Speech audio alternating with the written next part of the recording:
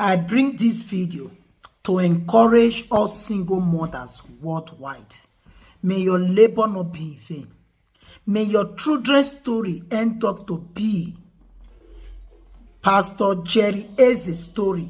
Okay? Your children will make you proud and they will need the best for you. If you believe, share this video, follow this page, give it love and like. As you do, may God bless you. God bless all single mom all over the world. This video really encouraged me.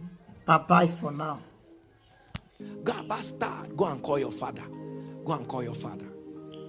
And I went back and I told my mother that boy that lives at 18 called me a bastard. I should go and call my father. My mother said to me, I did it when I didn't know God. He said, but I know God now. He said, what they called you is what they think of you. But what he called you is not who you are. My mother said to me, from today, God is your father. Listen to what my mother said. My mother said to me that his own father cannot give him everything he wants, because his own father does not have everything. He says, but your own father has everything and can give you everything. From that day till today, I don't even care who is who or who is not who. And I want to use this to encourage every single parent here. Never feel I can't raise a great child. Never feel that my children cannot turn out right. Look at Pastor Jerry.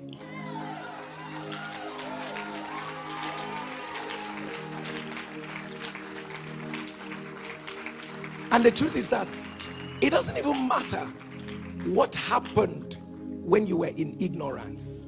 That belongs to yesterday. It doesn't even matter how you failed. That was in your yesterday. But what matters is who you are right now. Take your seat. I remember my mother reminding me when I got in, I became a people in our church then called the Prayer Warriors and all of that. So, and I got in, I became part of the Prayer Warriors. Now, the demons, I say it all the time, that demons now are very digital, you know, and at that time, those demons, very analog demons, they are not in a hurry.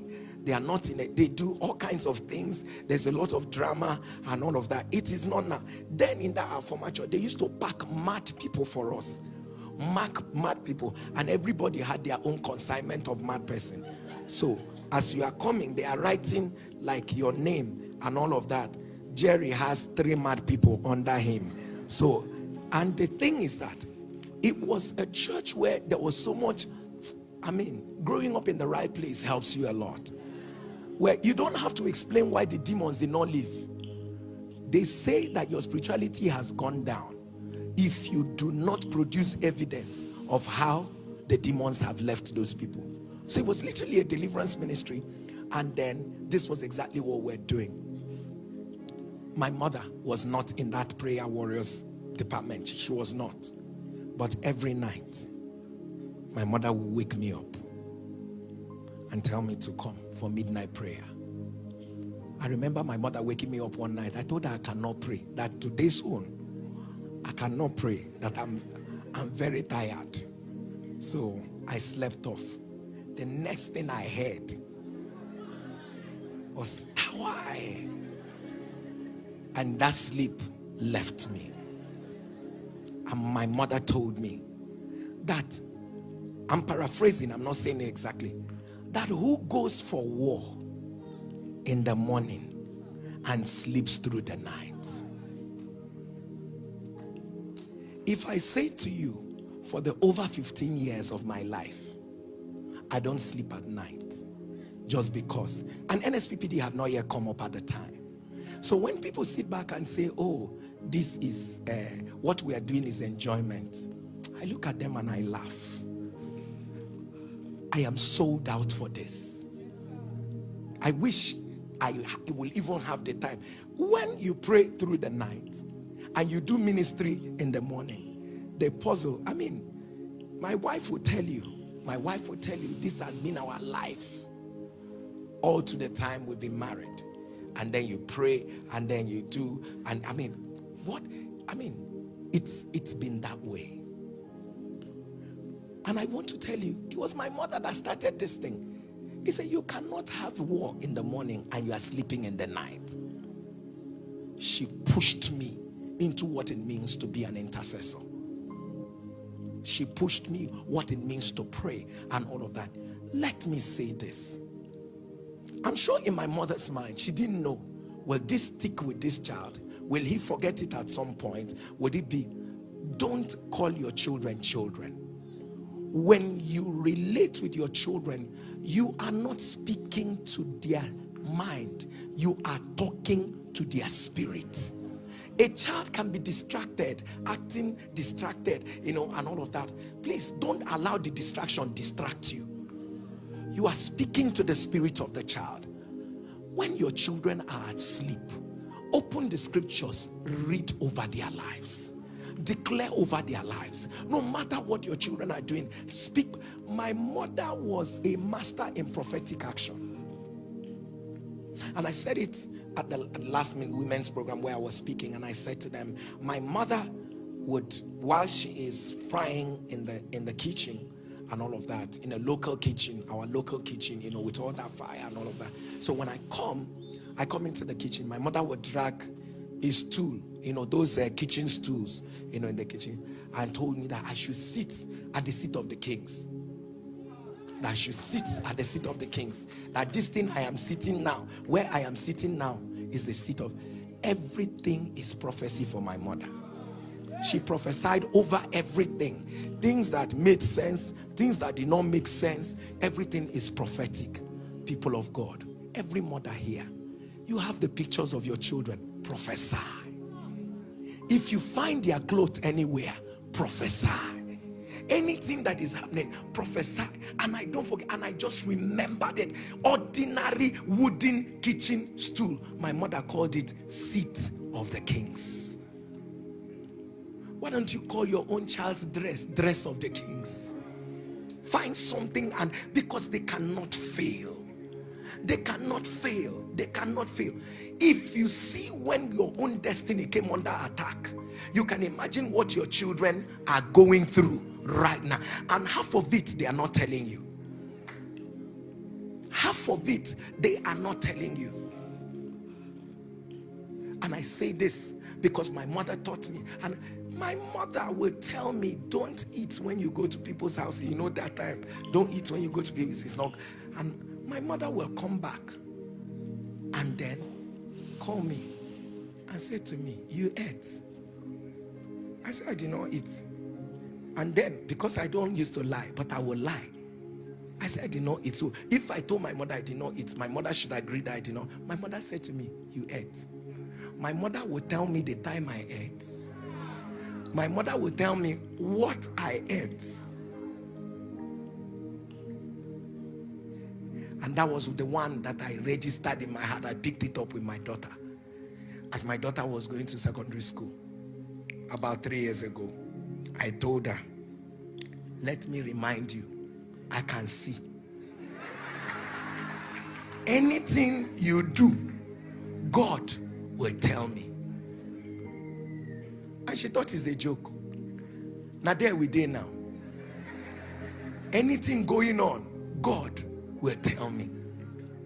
And so I remember her going back to school after her first year, and I said to her, what is that one thing you will always remember about Daddy? He said to me, Daddy said, anything I do, God will tell you. And I remember her guardian making reference to that and all of that, that Samara will say to her and all of that, that my daddy can hear God though. I cannot do anything now, because if I do, God will tell my father. Beyond that, father, mother, Can you have a relationship with God that God can tell you when your children are struggling? Can God even tell you what is about to happen in the future so that you can forestall it? It will not meet you like an emergency. Am I communicating? You know, there are things that happen in my life now. I know I pray, but there's some that will happen. I will tell myself, that's my mother's prayer. I know I pray, but there are things that will happen. When you see the way they will play out, I sit back and say, Kai, that is a broken woman's prayer.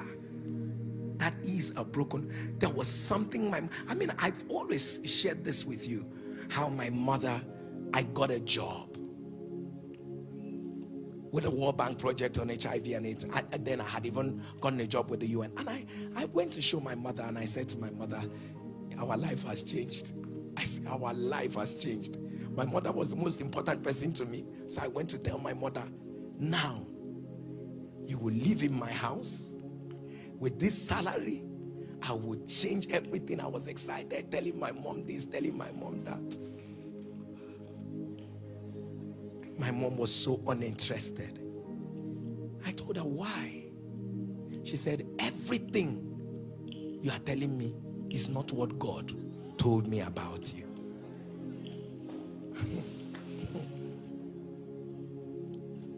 Let me tell you, parents, some things your children will celebrate,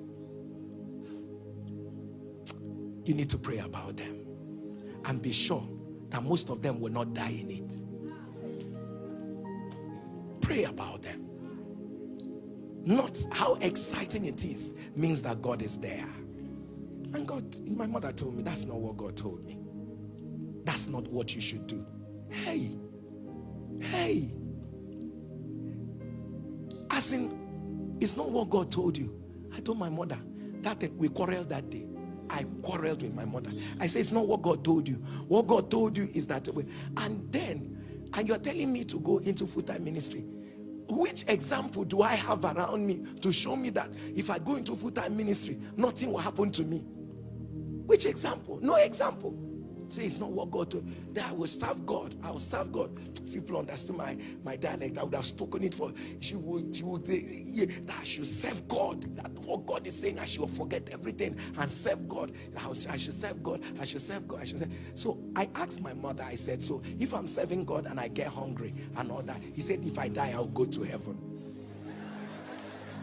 Because she too, she did not have an example of serving God, that you will be fine serving God. So she didn't have that example. All she knows that just do the right thing, serve God, and then die and go to heaven.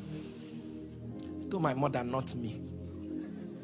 And that's how I kept doing until my mother died. But see one very striking thing. My mother took ill.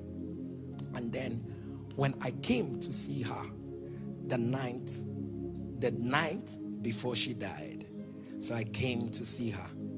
So whenever I come, I'm always the one praying for her because she was sick. So, but that night, my mother said she wanted to pray for me. That I should kneel down, let her pray for me. So, and I knelt down. My mother began to pray. For an hour, 7 minutes, my mother was praying. She was crying. She was praying. She was crying. She was praying. She was crying. And when she was done, she told me, nothing will happen to you. And my mother was full of smiles. And when I was ready to go, she now called me by my Igbo name. And she said to me, that Shebi, I know that this has sickness. That if I had what it took, that she will still not be sick. So I told her that I'm trying, that I don't know what else to do, that what is happening to you is not something that will kill somebody tomorrow. That I'm trying, that medications, we're giving medications and all. She said no, that Shebi, I know that I've not reached that height in the spirit where I can speak to this her sickness and it will go. She said to me, no matter what you are doing, try and get to that height where sicknesses like mine can hear your voice and go. And as far as I was concerned, I just felt like, she likes talking about God, everything, God. I told her, yes, I will get to that height where sickness is that. So I was getting offended. I said, look at this woman, all the trouble I'm going through for you. You are not appreciating. It's now I should get to the height. Come and carry me to the height. Let me reach the height. And the next day, I heard my mom was dead. The only word that came back to me was get to the height so that sicknesses like mine can hear your voice. And I made up my mind that whatever it would take, I wish I were me now. My mother would not have died. But it's not late. So what I could not do for her, I will do it for my generation.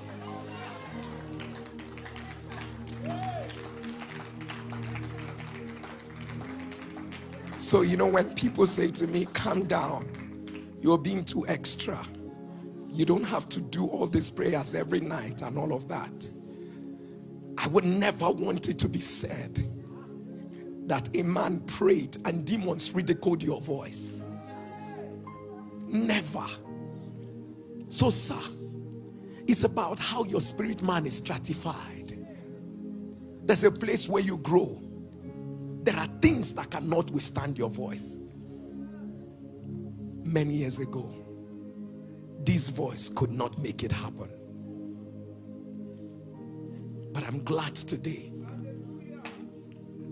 that it's an endless journey of continuing. So my passion for what I'm doing, my mother was my treasure. And I want to tell every young person here, please take care of your mother.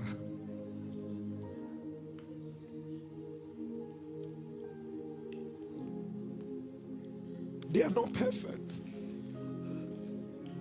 but love your mother. You probably wouldn't know how valuable your mom is until you wake up and not find your mother anymore.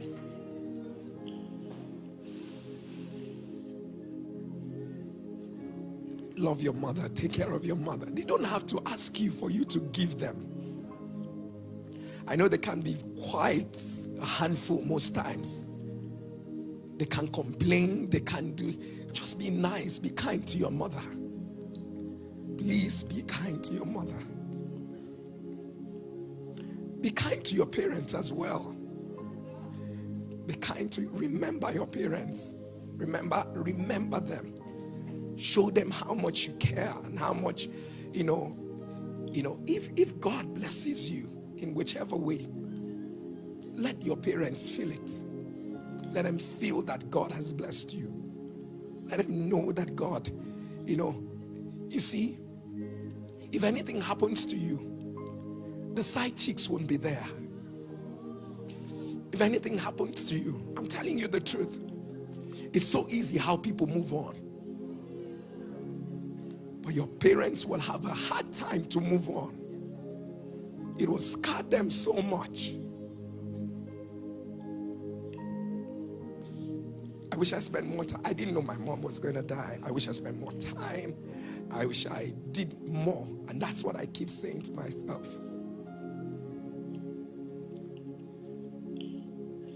But the most important thing is, on the Mother's Day, I had my message prepared, and as soon as I sat down through the service, my heart was just in a mixed place. Not mixed because I remember my mother. No, that's not it. But I just wondered, a woman who didn't hear any message about parenting, a woman who didn't hear anything about how to raise a child like this could go out of, a woman who was even flawed in her own right, but still turns around to do something that could make it. What about us? With all we're hearing, with everything, God raised us all up to raise a different generation, a different breed from us. And it's easy to say, God, bring my spouse, bring the man that wants to marry me now, bring my wife right now. Are you even prepared to be that mother? Do you even have a prayer life that can sustain? I'm not talking about transactional prayer life. You're prayerful right now because there's something you desire that God should do. But hey, away from that, do I have a system? Do I know that this thing I'm getting into is a ministry of its own? And the proof of the ministry is how each and every one of these people will turn out. Don't forget what I said when my mother said, what I cannot do, which should be a prayer for every parent and would-be parent. Lord, what I can't do for my children, please be that for them. When I'm not there, what I can't teach, please teach my children. What I can't give them, please give them. And my mother said, that's the reason why I will hold your legs every night and I will pray and I will cry. Because she knew she was flawed and she knows there are things that she can't do. On a day like this, mothers, fathers, I want you to realize that nothing beats a mother or a father who is connected to the throne of God and who is ready to make the needed sacrifice. Every time I see people getting married and we celebrate testimonies on NSPPD, I always would ask myself another question. Are they ready for this ministry called parenting? What has God told them? What do they know about their children? Are they going to parent a child according to you are a child? Or am I parenting you according to your destiny? It's an error for your children to turn out to be teenagers right now and you don't have one word. God has spoken to them. A few light years ago, I had said to my daughter, I told my daughter what God said to me about her. And I told her that it's something that you need to pray and all. And this one, she came back on holiday. She told me, Daddy, let me share a dream I had with you. And she shares a dream with me. And she said, when she finished the dream, I said, wow, it's a dream that you need to pray about. And she reminded me and she said, Daddy, do you remember what you told me I just did? I said, I remembered, but I thought you had forgotten. He said, I've not forgotten, Daddy. And she said, please pray for me. I knew we were making a journey. It will all come together.